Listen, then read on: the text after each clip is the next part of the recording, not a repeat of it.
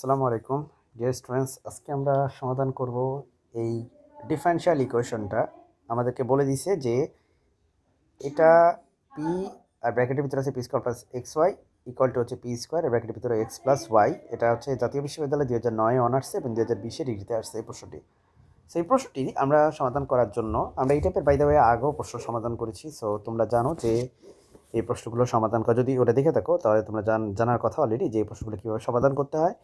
তারপরেও আমরা ডিটেলসে প্রতিটা ভিডিওতেই আলোচনা করে থাকি, ইনশাল্লাহ এটাতেও করব। প্রথম কথা হচ্ছে ডিয়ার স্টুডেন্টস, আমরা এখানে গুণ করে দিব। গুণ করে দিলে আমরা এখানে পাবো, আচ্ছা তুমি আগে কোশ্চেনটা তুলে নিবা, বাট আমি সরাসরি গুণ করি। So P R P square গুণ করলে হবে পি কিউব, আর এখানে গুণ করলে এটা হবে হচ্ছে পি এক্স ওয়াই। ওকে, আর এই জায়গায় আমরা গুণ করলে এটা হবে হচ্ছে পি স্কোয়ার এক্স, আর এখানে গুণ করলে এটা হবে হচ্ছে পি স্কোয়ার ওয়াই। ভালো কথা, গুণ করলাম।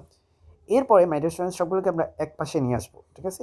একই দিকে সবগুলোকে নিয়ে আসবো। সেটা হবে P cube plus P X Y, আর এখানে হবে হচ্ছে আমার minus P square X minus P square Y equal to হবে 0। এবার আমরা এখান থেকে মিডল টার্ম করব বা কমন নেব। দেখো মাই ডিয়ার স্টুডেন্টস, আমরা চাইলে এখানে একটা পি কমন নিতে পারি। পি কমন নিলে আমার এখানে থাকবে কি, আচ্ছা পি কমন না নিয়ে আমি এটার সাথে এটাকে কমন নিই, তাহলে আমার মনে আরও বেশি ভালো হয়। সো আমরা এখানে হচ্ছে P cube minus P square X, আর এখানে আমার এখানে আছে হচ্ছে পি স্কোয়ার ওয়াই। আমরা একটা কাজ করি, পি স্কোয়ার ওয়াইটাকে আগে লিখি, আর আমার এখানে পি এক্স ওয়াই এটাকে আমরা পরে লিখি। সো একটু আমরা রিয়ারেঞ্জ করে নিলাম যাতে আমাদের মিডল টার্মটা খুব ভালো হয়। সো আই হোপ এই ধরনের রিয়ারেঞ্জ তোমরা পারবা, ঠিক আছে? অবশ্যই পারবা, এই লেভেলে সেগুলো না পারার কিছু নেই। পি স্কোয়ারকে কমন নিলে তোমার এখানে থাকে হচ্ছে পি মাইনাস, এখানে থাকে হচ্ছে পি মাইনাস এক্স, হ্যাঁ এখানে থাকে এক্স, আর এখান থেকে পি ওয়াই কমন যায়। So minus p y common গেলে ভাই এখানে একটা পি থাকে, আর মাইনাস পি ওয়াই কমন গেলে মাইনাস এক্স হয়, এগুলো হচ্ছে 0। এখান থেকে আমরা পাচ্ছি হচ্ছে p square minus p y, এই যে p square minus p y, আরেকটা হচ্ছে পি মাইনাস এক্স। এই দুইটা উৎপাদকে বিশ্লেষণ করে ফেললাম আমরা। ওকে, সো উৎপাদক বিশ্লেষণ করা শেষ। এখন আমরা এখানে আবার কমন নিতে পারি, তাই না? এখানে কমন নিতে পারি, পি কমন নিতে পারি। পি কমন নিলে এটা হয়ে যাবে হচ্ছে পি মাইনাস ওয়াই, আর এটা P minus x equal two 0। তো আমরা তিনটা উৎপাদকে বিশ্লেষণ করে ফেললাম, উইচ ইজ গ্রেট, বিকজ এখন আমরা চাইলে প্রথম যে উৎপাদকটা আছে সেই উৎপাদকটা ইকুয়াল টু 0 বলতে পারি, এটা ইকুয়াল টু 0 বলতে পারি, এটা ইকুয়াল টু 0 বলতে পারি। কারণ আমরা জানি তিনটা জিনিসের গুণফল তখনই 0 হবে যখন আইদার অফ দেম হচ্ছে 0 হয়। তো এই পর্যায়ে আমরা যেটা বলেছিলাম যে আমরা এখানে দেখাবো যে প্রথমে হয় আমাদের হচ্ছে পি ইকুয়াল টু 0 এটা বলবো, আবার অথবা অথবা আমরা বলবো যে ভাই আচ্ছা এত বেশি জায়গা আমাদের দরকার নেই, অথবা এখানে আমরা বলবো যে p minus x equal to হচ্ছে বা p minus y equal to হচ্ছে 0, অথবা দিয়ে আরেকটা পার্টে আমরা লিখবো হচ্ছে p minus x equal to হচ্ছে 0। সো তিনটা পার্ট আছে এখানে, তিনটা আলাদা আলাদা করে লিখবো, আর আমরা এখানে মাঝখানে একটা ব্যারিকেড দিয়ে দিই, ঠিক আছে? সো দুইটা ব্যারিকেড দিয়ে দিলাম। আচ্ছা, এবার ডিয়ার স্টুডেন্টস, আমরা এখানে পি ইকুয়াল টু কী জানি। দেখো পি ইকুয়াল টু হচ্ছে ডিওয়াই বাই ডিএক্স, এটা তোমরা জানো, এগুলো আমি আগেই আলোচনা করেছি বেসিকে ক্লাসে, এগুলো নিয়ে আলোচনা হয়েছে। পি ইকুয়াল টু হচ্ছে কি, পি ইকুয়াল টু হচ্ছে ডিওয়াই বাই ডিএক্স, তাই না? কী ব্যাপার, আমার ওইটা রিমুভ হয়ে গেল কেন? ওকে,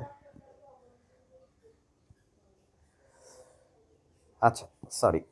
এখন চলো মাই ডিয়ার স্টুডেন্টস, আমরা এখান থেকে পি এর জায়গায় রিপ্লেস করে দিব হচ্ছে ডিওয়াই বাই ডিএক্সকে রিপ্লেস করে দিব ইকুয়াল টু হচ্ছে 0, আর এখানেও সিমিলারলি আমি পি এর জায়গায় রিপ্লেস করে দিব হচ্ছে ডিওয়াই বাই ডিএক্স। সিমিলারলি এখানেও পি এর জায়গায় আমি রিপ্লেস করে দিব হচ্ছে ডিওয়াই বাই ডিএক্স। এখন আমরা বাকিটা কীভাবে সলভ করব? ওয়েল দেখো, এটা তো খুবই সোজা। এটার অ্যান্সার হচ্ছে আমরা যদি লিখি যে সমাকলন করে পাই, সমাকলন করে পাই, এত বড় জায়গায় এত বড় জিনিস লেখার সুযোগ নেই, আমি শুধু সমাকলন করে লিখতেছি। এখানে ওয়াই ইকুয়াল টু সি হবে, বুঝতে পারছো? এটা সমাকলন করলে এটা ওয়াই ইকুয়াল টু সি হবে। কীভাবে? দেখো ওয়াই যদি সি এর সমান হয়, দেখো ওয়াই যদি তোমার সি এর সমান হয়, মানে সি মানে একটা কনস্ট্যান্ট, ওয়াই যদি কনস্ট্যান্ট হয় তাহলে ওয়াইকে যদি তুমি এবার এক্সের সাপেক্ষে অন্তরীকরণ করো তাহলে তুমি পাবা কিন্তু 0। তার মানে এইখান থেকে তুমি এটা লিখতে পারো, আবার এটা থেকে তুমি এটা লিখতে পারো, ঠিক আছে। সো এই জন্যই আমি এখান থেকে এটা লিখতে পারছি, এই লজিকে আর কি, সিমিলার লজিকে। এখন মাই ডিয়ার স্টুডেন্টস, এখানে দেখো আমি সবাইকে ডিএক্স দিয়ে গুণ করব। যদি আমি এই বান্দাকে ডিএক্স দিয়ে গুণ করি, খেয়াল করো, আমি যদি এই বান্দাকে ডিএক্স দিয়ে গুণ করি, সো আমার ডিএক্স আর ডিএক্স টেকনিক্যালি কাটা যাবে না, বাট টেকনিক্যালি একজন একজনকে নালিফাই করে দিবে, ঠিক আছে। সো নালিফাই করে দিবে বা একজন একজনকে মানে ভ্যানিশ করে দিবে, যেটাই বলো।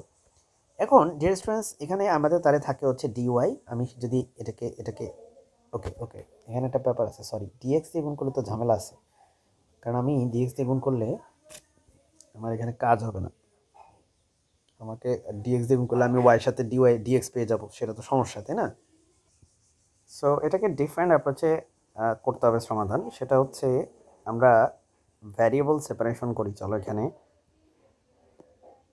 এইভাবে, ঠিক আছে। সো আমি যেটা করছি, প্রথমে আমি ওয়াইকে ওই পাশে নিয়ে গেছি, দেন আমি ওয়াইকে নিচে নিয়ে আসছি আর ডিএক্সকে এই পাশে নিয়ে গেছি। So hopefully that makes sense. এখন আমরা সমাকলন করব। সো এই সমাকলনটা করতে গেলে দেখো, তোমাকে একটা ফর্মুলা জানতে হবে। সেই ফর্মুলাটা হচ্ছে, যদি আমি এখানে ইন্টিগ্রেশন করি তাহলে আমার এটা হবে ln অফ ওয়াই, আর যদি আমি এটাকে ইন্টিগ্রেশন করি এটা হবে আমার সিম্পলি এক্স, রাইট। একটা হচ্ছে ln অফ ওয়াই, একটা হবে এক্স। সো আমি এখানে লিখবো ln অফ ওয়াই, এখানে লিখবো এক্স, আর একটা integration constant ln of c নিয়ে আসবো আমরা, ln অফ সি। এখন আমরা একটা কাজ করতে পারি, আমরা দুইটাকে একপাশে নিয়ে যেতে পারি। সো এবার ln of Y minus ln of সিকে একপাশে রেখে, আমরা জানি লগারিদমের সূত্র, log M minus log N হচ্ছে log M by N. So এখান থেকে দেখো আমরা লিখতে পারি, এটা হচ্ছে ই ভিত্তিক লগারিদম, তাই না? এটা কিন্তু সি, বোঝা যাচ্ছে কিনা? ওকে, এখান থেকে আমরা লিখতে পারি, দেখো আমাদের ভিত্তি ই থাকবে, এই এক্সটা এদিকে সাপ্লাই দিব, আর এই ওয়াই বাই সিকে আমরা ডান পাশে সাপ্লাই দিব। এটা লগারিদম থেকে সূচকীয় ফাংশনে কীভাবে ট্রান্সফার করতে হয়, এটা ক্লাস 9 10 পড়ে আসছো তোমরা। সো ওয়াই ইকুয়াল টু, এখন তুমি লিখতে পারো c into e to the power x, বা এটাকে একটু সাজিয়ে লিখতে পারো তুমি y minus c into e to the power x equal to হচ্ছে 0। সো এই গেল হচ্ছে মাঝখানে যে পদটা ছিল সেটা, ঠিক আছে। ওকে, সো এটা নিয়ে ডিল করা শেষ। এবার আমরা হচ্ছে ডান পাশে, সবচেয়ে ডান পাশে যে বান্দা আছে তারে নিয়ে ডিল করি, চলো। সো এখানে আমরা দেখতে পাচ্ছি যে এটা হচ্ছে আমাদের, আচ্ছা এখানে সবাইকে আমি চাইলে ডিএক্স দিয়ে গুণ করতে পারি। সো এটাকে যদি আমি ডিএক্স দিয়ে গুণ করি, আমার শুধুমাত্র থাকে হচ্ছে ডিওয়াই। এটাকে আমি ডিএক্স দিয়ে গুণ করি, এটা হবে এক্স ডিএক্স, আর এটাকে ভাই শূন্যকে ডিএক্স দিয়ে গুণ করলে শূন্যই হয়, সো কোনো প্রকার পরিবর্তন হবে না। এবার আবারও লেখো সমাকলন করে, ঠিক আছে, সেই কালজয়ী লাইন সমাকলন করে পাই, এটা লিখে ফেলো। দেখো মাই ডিয়ার স্টুডেন্টস, তুমি যদি এটাকে সমাকলন করো, এটা তুমি পাবা ওয়াই, এটাকে সমাকলন করলে পাবা ওয়াই, ফাইন। আর তুমি যদি এই বান্দাকে সমাকলন করো তাহলে তুমি পাবা এক্স স্কোয়ার বাই টু। আর এখানে একটা জিরো আছে, জিরোকে আসলে তুমি কনস্ট্যান্ট লিখতে পারো। সো কথা হচ্ছে যে এটা কী লিখবা, কনস্ট্যান্ট তুমি C1 লেখো, ওকে। সো আমি এটাকে লিখলাম, ধরো যে C1। এবার আমরা সবাইকে 2 দিয়ে গুণ করবো। সো আমি এটাকে 2 দিয়ে গুণ করবো, আমি পাবো 2 দিয়ে গুণ করলে এখানে পাবো হচ্ছে 2y, এটাকে পাবো এক্স স্কোয়ার, আর এটাকে 2 দিয়ে গুণ করলে হবে 2C1। ওকে, এবার আমরা এখানে 2y minus x square equal to, দেখো 2C1 এর জায়গায় আমি সি লিখতে পারি, কারণ সবই কনস্ট্যান্ট, সিও কনস্ট্যান্ট, C1ও কনস্ট্যান্ট। সো আমি জাস্ট রিপ্লেস করে দিলাম, আমি এখানে লিখতে পারি 2y minus x square minus C equal to হচ্ছে 0। এই হচ্ছে আমাদের লাস্ট যে সমাধানটা সেটা। এখন আমরা এই তিনটা সমাধানকে একটু বাক্সবন্দি করে দিই, ঠিক আছে। সো তিনজনকে আমি বাক্সবন্দি করতেছি।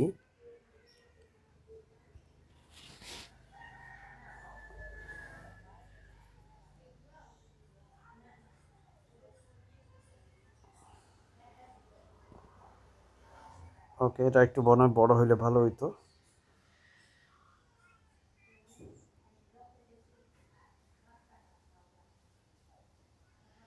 ঠিক আছে।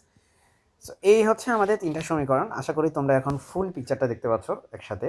সো আমরা এখান থেকে একটু ক্যালকুলেশন করার পরে, তিনটা আলাদা আলাদা ইন্টিগ্রেশন করার পরে আমরা এই অবস্থায় এসে পৌঁছালাম।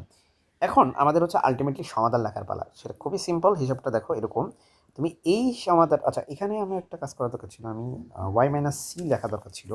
ওয়াই ইকুয়াল টু সি না লিখে ওয়াই মাইনাস সি লিখলে ভালো হতো। চলো সেটা আমরা কারেক্ট করে দিই। এখানে লিখবো,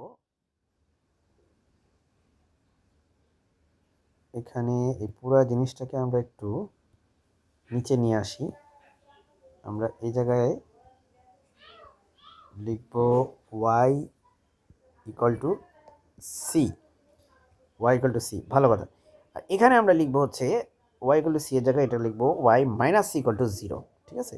Y minus C equal to হচ্ছে zero. So Y minus C equal to হচ্ছে জিরো।